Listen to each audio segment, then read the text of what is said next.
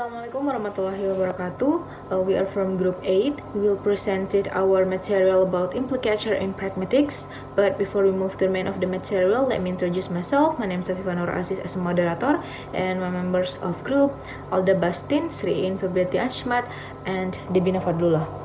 The cooperative principle is a principle of communication that suggests people in a conversation should strive to be informative, truthful, relevant, and clear in their speech to ensure effective and meaningful communication. P. Theory.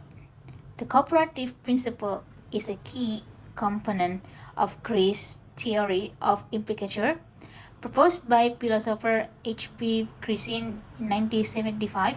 Gray's theory suggests that in addition to the literal meaning of words, people often convey implied or inferred meanings through conversation implicatures.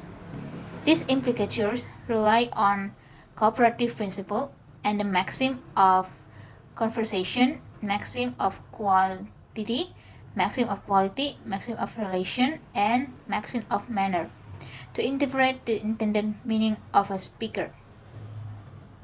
For example, if someone say, "How was the food at the restaurant?" and someone answers, "Not bad," then even though the answer is short, we assume that the person had no major problems with the food. Okay, the next is maxim. So, maxim are principles that must be adhered to by speech participants in interaction, but both textually and interpersonally in an effort to smooth the course of the communication process. Jadi, maxim merupakan prinsip yang harus dipegang teguh oleh para penutur atau partisipan tutur dalam berinteraksi baik secara tekstual maupun interpersonal dalam upaya kelancaran jalannya proses komunikasi.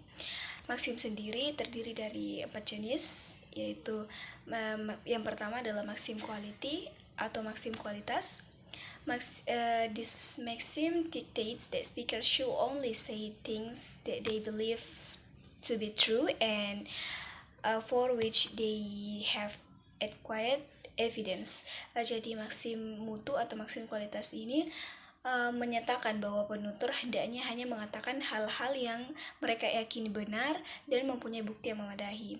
Kemudian selanjutnya, jenis maxim selanjutnya adalah maxim quantity atau maxim kuantitas. This maxims implies that a speaker should provide as much information as is necessary for the listener to understand the message, but not more or less than that.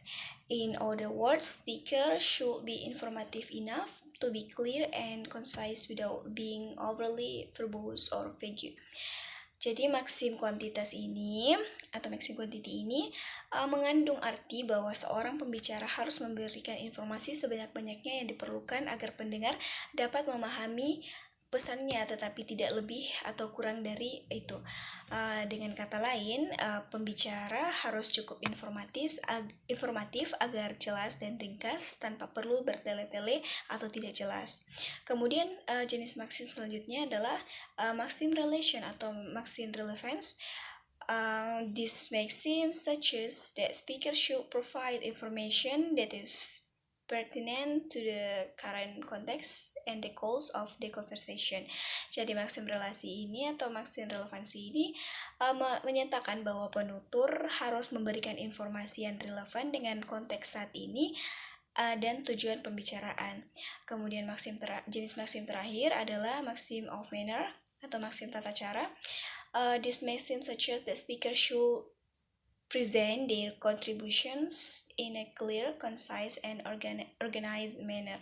Jadi jenis maxim ini menyarankan agar pembicara hendaknya menyampaikan kontribusinya secara jelas, ringkas, dan terorganisir. Misalnya untuk contoh maxim yang terakhir ini, misalnya kita diminta untuk memberitahu cara memasak nasi goreng, maka kita harus memberikan informasi tentang cara langkah-langkah memasak nasi goreng. The next material is implicature. So, implicature is the idea in the conversation people convey additional meaning beyond the literal interpretation of their words, underlying context, inference, and shared understanding.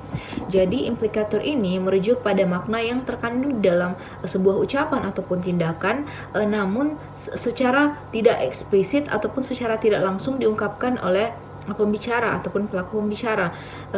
Namun pesan ini disimpulkan oleh pendengar atau penerima pesan itu sendiri. Type of implicature. First is conventional implicature. This is when certain words or phrases naturally imply something. For example, but. Annie is a diligent employee, but she often late. Which we can conclude that Annie is a diligent, but there's a contrast between that she is often late.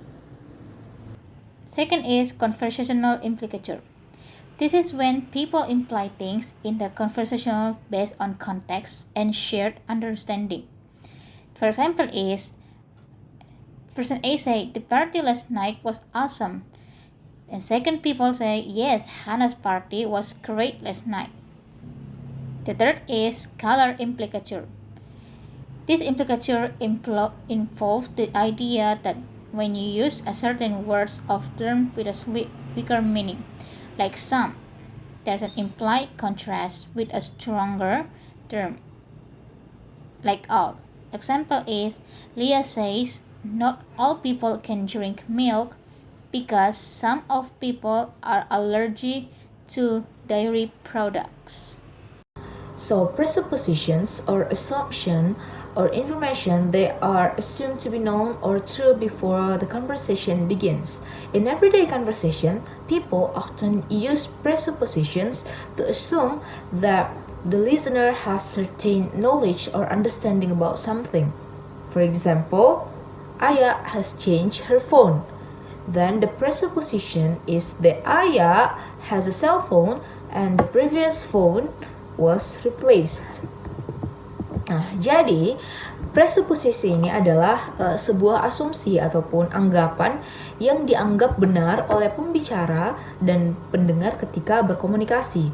Nah, preposisi ini mencakup informasi yang dianggap sudah diketahui atau diterima oleh kedua belah pihak sehingga pembicara dapat membuat pernyataan ataupun pertanyaan dengan mengasumsikan kebenaran info tersebut. Nah, seperti contoh yang tadi, bahwasanya Ayah mengganti handphonenya. Nah, preposisinya adalah Ayah mengganti HP-nya dan HP sebelumnya itu telah diganti. Nah, keduanya ini sudah sama-sama mengetahui bahwasanya Ayah ini memiliki handphone sebelum ia ganti. Next is types of presuppositions. The first is existential presupposition. Assume the existence of something. So for the example is Rachel regret selling his car. Jadi existential presupposition adalah presupposition yang mengasumsikan bahwa mengakui keberadaan sesuatu, benda, barang atau apapun. Untuk contohnya adalah Rachel menyesal menjual mobilnya. Nah, presuppositionnya di sini adalah jika Rachel tidak menyesal menjual mobilnya, maka mobil itu pasti belum terjual. Jadi mobil itu pasti masih ada. Jadi masih masuk dalam existential presupposition, yaitu existence of something. The second is factivity presupposition. Assumes the truth of the embedded clause. For the example, Maggie is aware that the meeting is at 3 p.m. Nah, jadi factivity presupposition di dalam contoh kalimat ini adalah bahwasanya Maggie itu masih aware bisa saja meeting itu dimulai sebelum jam 3 ataupun juga setelah jam 3. The next is implicative presupposition. Implies certain information. Nah, for the example, Tom Tom stopped smoking.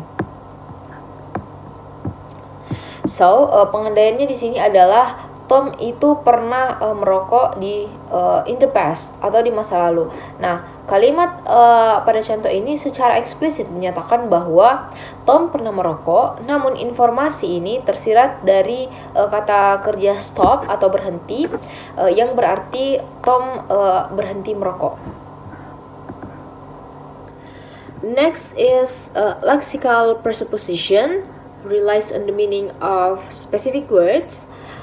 For the example, Tia love her friends.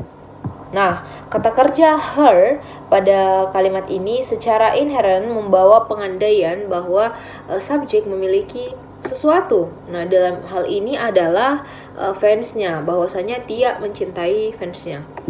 C. Scenario and describe the maxim. First scenario, a job interview preparation. Maxim of quality. John is helping his friend Sarah to prepare for a job interview. He addressed the maxim of quality by providing accurate and truthful advice about common interview questions, dressing appropriately, and improving her resume. He ensures the information he states is reliable and honest, fostering truth and ensuring Sarah is well prepared. Second scenario, academic group project discussion. Maxim of relation. A group of students is working on a research project for a class. They stick to the maxim of relation by discussing only relevant information and ideas related to their project. This maxim ensures that the conversation remains focused on the task at the hand, allowing them to make progress efficiently. Third is scenario 3, parent-teacher meeting. Maxim of manner. In a parent-teacher meeting, a teacher discusses a student's progress with the child's parents. The teacher addresses the maxim of manner by providing clear and concise feedback, avoiding jargon, and presenting information in an organized manner. The maxim ensures that the parents understand their child's academic performance and how to support their education. The next is research topic. The first one is implicature analysis in Maher Zain's song Lyrics on Forgive Me album written by Rosjit Eko Pranoto.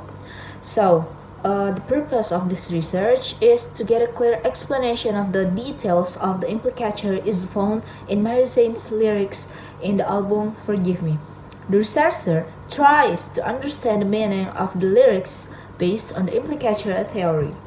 So, for the result, the findings of this research also can be concluded that the use of type generalized conversational implicature is less than particularized conversation implicature in the song lyrics, especially Maher Zain's on the Forgive Me album. Doing this research, the researcher also found that between generalized conversational implicature and particularized conversational implicature, the latter is the most difficult one. The reasons are: the first, clear understanding of the context should be clearly derived so that proper understanding of the implied meaning can be achieved. Secondly, to understand the implied meaning and background, knowledge or prior knowledge is really needed. The second research topic is conversational implicature as communicative acts in the Hidemarino Kanojo novel, written by Pranika Periati Dharmauli, Nana Rahayu, and Nana Nimashita. So, the purpose of this study is to find out the conversational implicature that occurs in the novel Hidamari no Kanojo, also to know the adaptation of conversational implicature and its classification as a communicative act. So, the results from the analysis Data that is considered to cause implicature is found through communicative acts, namely 12 general conversational implicature data and 8 special conversational implicature data.